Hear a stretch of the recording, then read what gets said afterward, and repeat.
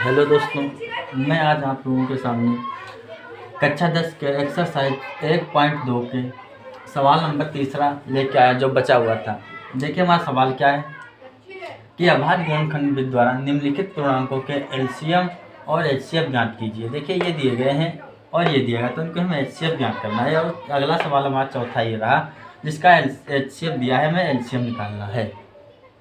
देखते हैं, तो इससे पहले भी हम करवा चुके हैं अपने एक्सरसाइज। तो अभाज्य गुणनखंड क्या होती है, देखो हम इसे लगाते हैं। इससे पहले हम बता दें कि हमारा यूट्यूब पे नया चैनल है, इस पर पूरी कक्षा 10 की गणित का सलूशन मिलने वाला है। इसीलिए इसे ज़्यादा से ज़्यादा लाइक करें और सब्सक्राइब करें और आगे शेयर भी करें।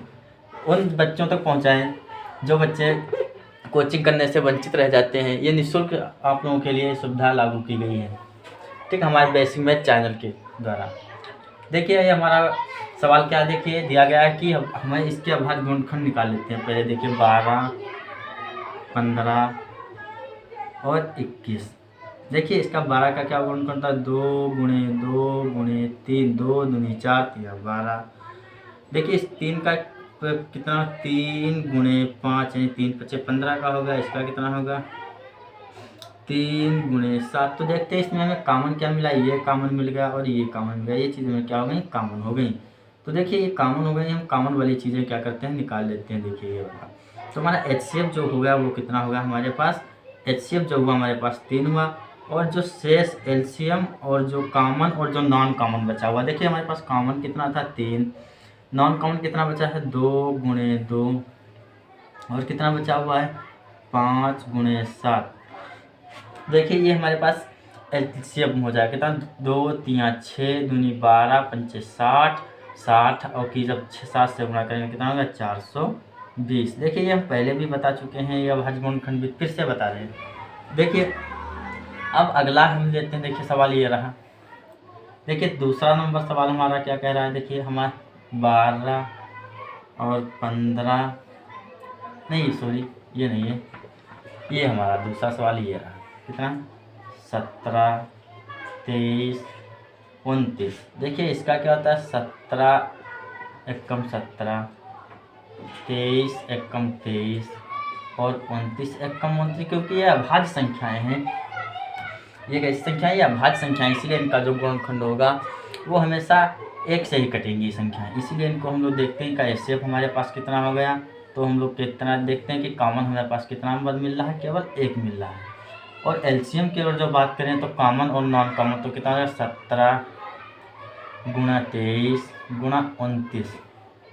तो देखते हैं गुणा करते हैं हम लोग, इसकी कितना निकल के आता है। देखिए ये हमारे पास, देखिए इसकी हम लोग गुणा कहाँ पे, यहाँ पे कर लेते हैं। देखिए यहाँ पे गुणा करते हैं कितना, देखिए 17 23 3 7 21, 3 एकम 3 2 5 2 7 14, 1 बचा 2 2 एकम 2 1 3 5 4 9। देखिए चक्कर 3 7 21, 3 एकम 3 2 5 2 7 14 2 एकम 2 3, ठीक, 5 4 9 3। अब कितने से 29 से गुणा करनी है हमें। देखिए 29 से भी गुणा, देखिए 9 एकम 9 9 नमा 81, 8 बचे 9 3 27 और 8 कितने हो गए हमारे पास 35। अब करते हैं 2 एकम 2 2 9 18 2 3 6 7 9, यहाँ पे 3 8 5 13 और 7 3 10 1 11।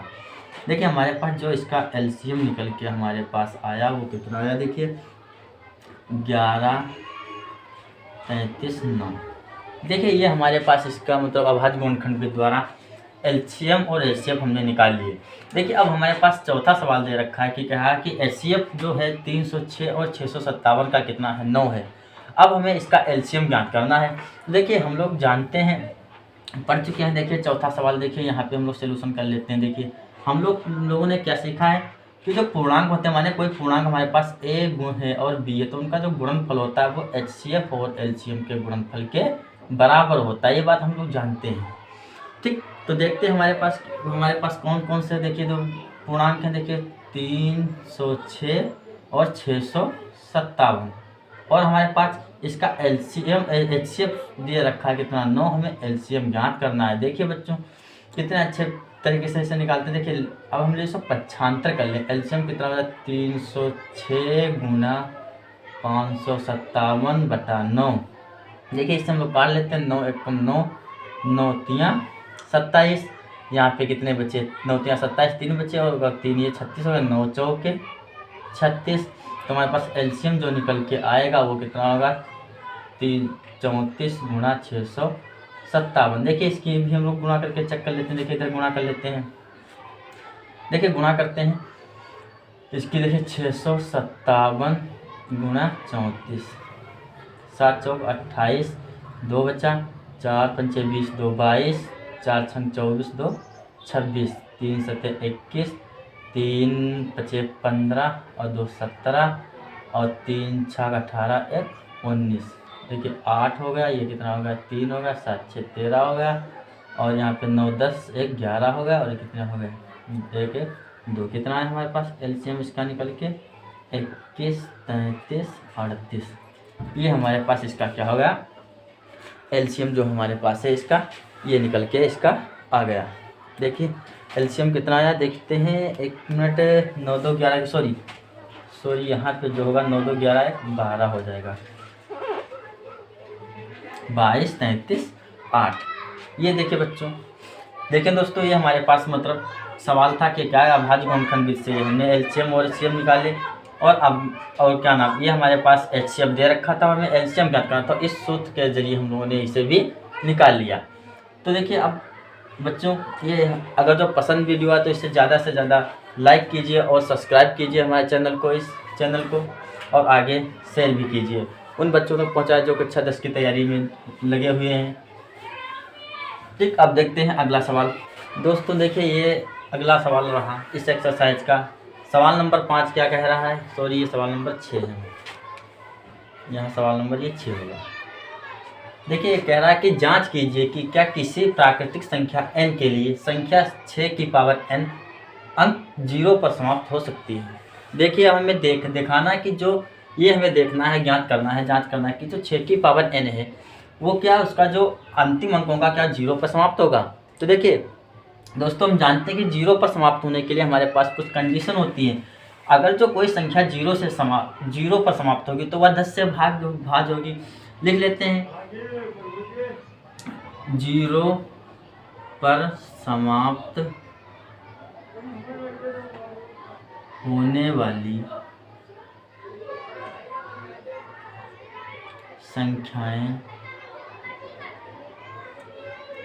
10 से भाज्य होंगी।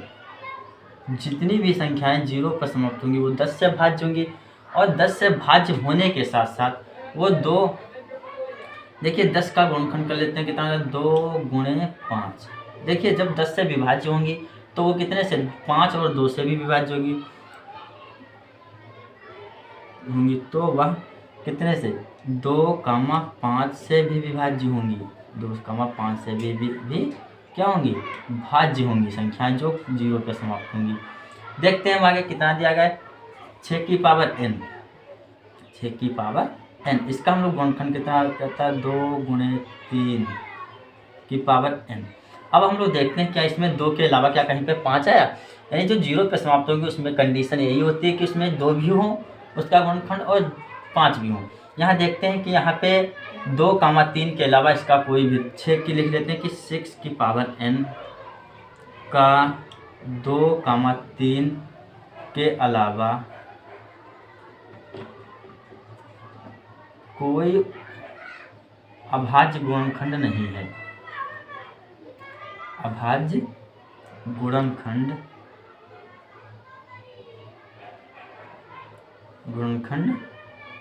नहीं है। देखते हैं भाई इसमें क्या होना चाहिए था, यहाँ पे 2 था, अगर 0 पे समाप्त होना था तो 2 के साथ यहाँ पे 5 होना जरूरी था। तो देखते हैं कि 2 और 3 के अलावा कोई भी इसका अभाज्य, कोई दूसरा अभाज्य गुणनखंड नहीं है, इसीलिए संख्या क्या हो जाएगी, इसीलिए संख्या जो होगी कितनी, संख्या 6 की पावर n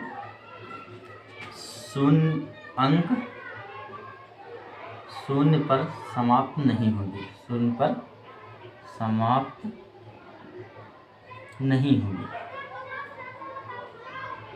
नहीं होगी। देखते हैं दोस्तों, फिर से एक बार इसे हम लोग देख लेते हैं कि क्या था कि जांच कीजिए क्या किसी प्राकृतिक संख्या n के लिए संख्या 6 की पावर n अंक 0 पर समाप्त हो सकती है।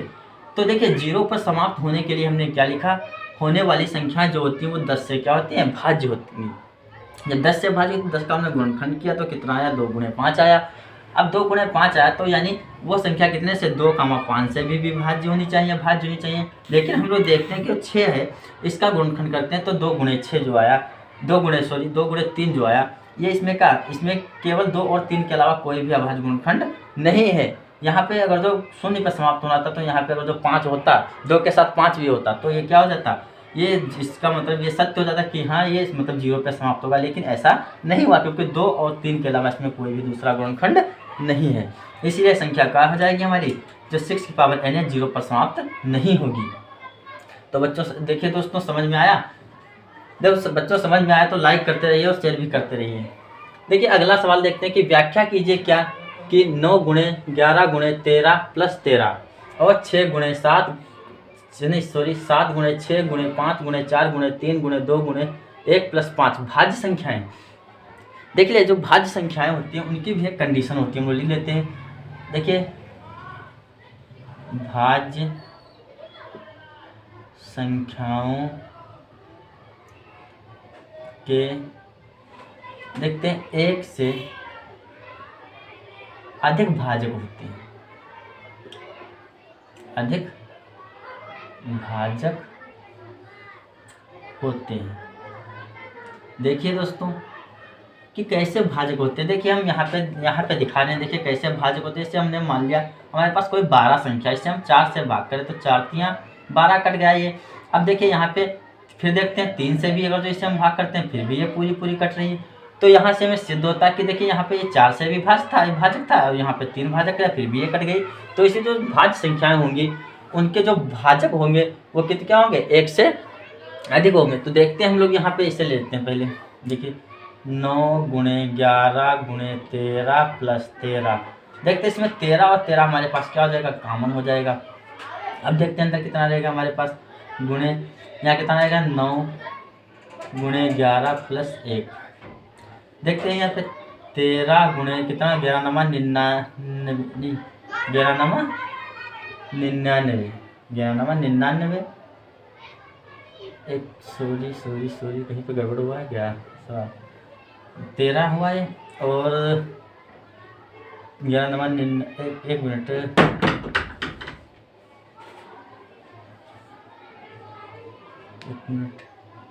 देखते हैं फिर से इसे हम लोग क्या था, सवाल था 9 गुणे 11 गुणे 13 प्लस 13। एक बार सवाल देखते हैं क्या था हमारे पास, 9 गुणे 11 गुणे 13 गुणे 13। तो क्या हुआ यहाँ पे देखते हैं, नहीं सॉरी ये 9 नहीं है, सवाल में यहाँ पे 7 दिया गया है, यहाँ पे 7 दिया गया है। तो यहाँ पे देखिए 9 कितना हो जाएगा, 7 हो जाएगा। सॉरी बच्चों, देखिए यहाँ पे 7 हो जाएगा दोस्तों। देखिए दोस्तों अब सही है, देखिए 7 11 7 77 और ये कितना हो जाएगा 78। देखिए अब इससे हम लोग तोड़ सकते हैं कितना, 13 गुणे 6। तो देखिए यहाँ पे हम लोग देखते हैं कि यहाँ पे जो गुणनखंड है, देखिए 7 गुणे 11 गुणे 13 प्लस 13 के कितना, देखो 13 और कामा 6 कामा 78 क्या है, भाजक है, भाजक हैं। इसीलिए यह संख्या भाज्य, इसीलिए यह संख्या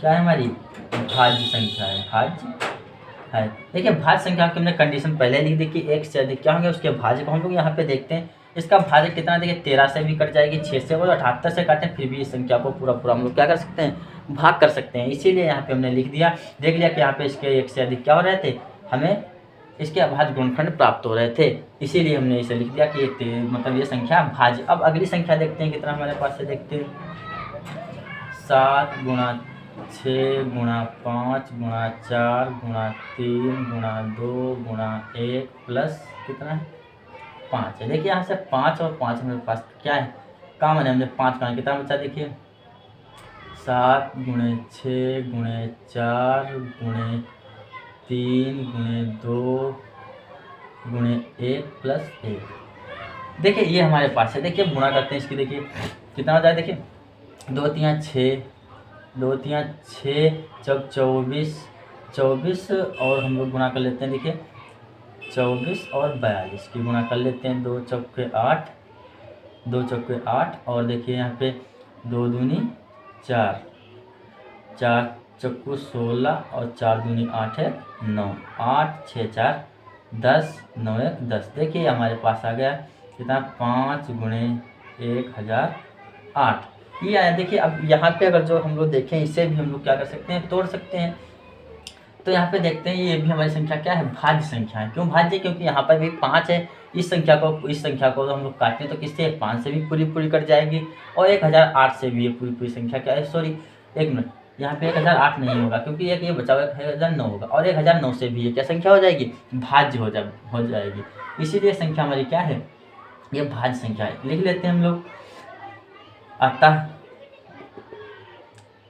जो संख्या है, अतः संख्या 7 गुणे 6 गुणे 4 गुणे 3 गुणे 2 गुणे 1 प्लस 1 के 5 और 1009 क्या है, भाजक है। यानी गुणनखंड या भाजक कुछ भाजक है। अतः यह संख्या भाज्य। कैसी संख्या है हमारी, ये भाज्य संख्या है। क्यों, देखिए एक बार फिर से हम रिपीट कर देते हैं। इस सवाल को थोड़ा मतलब नया प्रकार का लग रहा होगा। देखिए कि व्याख्या कीजिए कि 7 गुणे 11 गुणे 13 गुणे 7 गुणे 11 गुणे 13 प्लस 13 और 7 गुणे 6 गुणे 5 गुणे 4 गुणे 3 गुणे 2 गुणे 1 प्लस 5 भाज्य संख्याएं। तो देखिए भाज्य संख्याओं की हमने एक कंडीशन ये बता दी, हमें याद रखना कि जो भाज्य संख्याएं होंगी उनके जो गुणनखंड होंगे, मतलब उनका जो भाजक होगा उनका एक से अधिक क्या होगा, एक से अधिक उनके भाजक होंगे। तो हमने पहले ही लिख लिया। यहाँ पे हम लोग चेक करते हैं कि भाई एक से अधिक इसके भाजक हैं या नहीं। तो हमने देखा भाई इसके क्या, हमने इसे 13 कॉमन ले लिया, इसे हल कर लिया। तो हम लोगों को क्या हुआ, यहाँ पे देखिए इसके जो भाजक थे कितना आ गए, 13 आ गए, 6 आ गए। और देखिए अगर 78 से बात करें तो ये संख्या पूरी 78 से भी कट जाएगी, 13 से तो कटेगी, 6 से भी कटेगी। तो ये हम लोगों ने देख लिया कि संख्या क्या है, भाज्य संख्या, क्योंकि एक से अधिक इसके क्या है, भाजक मिल रहे हैं। अब अगली भी संख्या, उसमें भी हमने यही किया। हमने क्या किया, पहले इससे हल कर लिया, जो कॉमन था हमने 5 को कॉमन बाहर ले लिया और बाकी हल कर लिया। तो देखते हैं कि 5 और 1009 जो है वो भी क्या है, भाजक के रूप में हमें प्राप्त हो रहे हैं। इसलिए दोनों संख्याएं क्या हैं, भाज्य संख्याएं। दोस्तों आज के लिए इतना ही। अब हम कल फिर नया टॉपिक आपके लोगों लेके आएंगे। अगली एक्सरसाइज इसी बुक की अगली एक्सरसाइज होगी। और आप लोग अगर पसंद आए वीडियो तो लाइक भी करते रहिए और आगे शेयर भी करते रहिए। ये हमारी एक क्लास पूरी चलती रहेगी और इस पर पूरे गणित कक्षा 10 की गणित का सलूशन मिलने वाला है आप लोगों को फ्री में। इस पर पूरा कोर्स कराया जाएगा इस चैनल पे।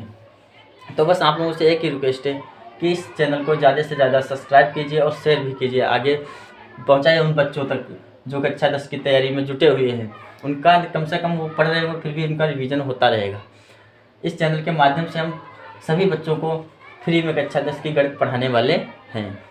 ठीक दोस्तों, अगर पसंद आया वीडियो तो इसे लाइक कीजिए और सब्सक्राइब कीजिए और शेयर भी करते रहिए। आगे भी उन बच्चों तक पहुंचाइए जो बच्चे कोचिंग से वंचित हैं, कोचिंग नहीं कर पा रहे हैं। कम से कम उनके पास छोटा है कोई बड़ा मोबाइल होगा, कम से कम यूट्यूब में उससे कम से कम अपनी पढ़ाई ठीक से कर पाएंगे। ठीक बच्चों, अब दोस्तों अब अगला वीडियो जल्द ही हम लाएंगे कल फिर से आपके लिए।